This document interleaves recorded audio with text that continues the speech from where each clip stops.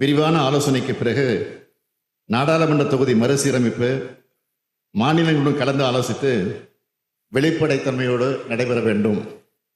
1971ஆம் ஆண்டு மக்கள் தொகை கணக்கெடுப்பின்படி செய்யப்பட்ட தொகுதி மறுசீரமைப்பு மேலும் 25 ஆண்டுகளுக்கு நீட்டிக்கப்பட வேண்டும்.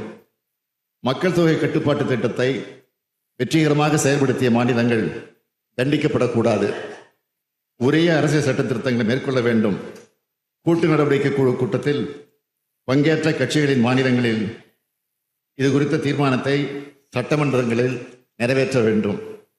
நடைபெறும் நாடாளுமன்ற கூட்டத்தொடரில் இது குறித்து பிரதமர் அவர்களுக்கு கூட்டு நடவடிக்கை குழுவின் சார்பில் சந்தித்து கடிதம் அளித்து முறையிடுவது என கூட்டாட்சி தத்துவம், ஜனநாயக உரிமை, அரசியல் பிரதிநிதித்துவ உரிமை ஆகியவற்றை பாதுகாப்பதில் வரலாற்று சிறப்புமிக்க தீர்மானம் நேற்று முன்தினம் நிறைவேற்றப்பட்டுள்ளது என்பதை இந்த மாமன்றத்திற்கு தெரிவித்துக் கொள்ள விரும்புகிறேன்.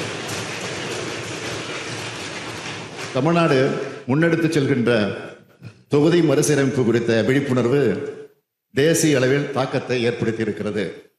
அதற்காக இந்த முன்னெடுப்பிற்கு துணை நின்ற தமிழ்நாட்டில் இருக்கக்கூடிய பிரதான எதிர்க்கட்சி அதிமுக உள்ளிட்ட அனைத்து கட்சிகளுக்கும், கூட்டு நடவடிக்கை குழுவில் பங்கேற்ற அனைத்து கட்சிகளுக்கும் தமிழ்நாடு மக்களின் சார்பில் இப்பேரவையின் வாயிலாக என்னுடைய இதயபூர்வமான நன்றியை தெரிவித்துக் கொள்கிறேன்.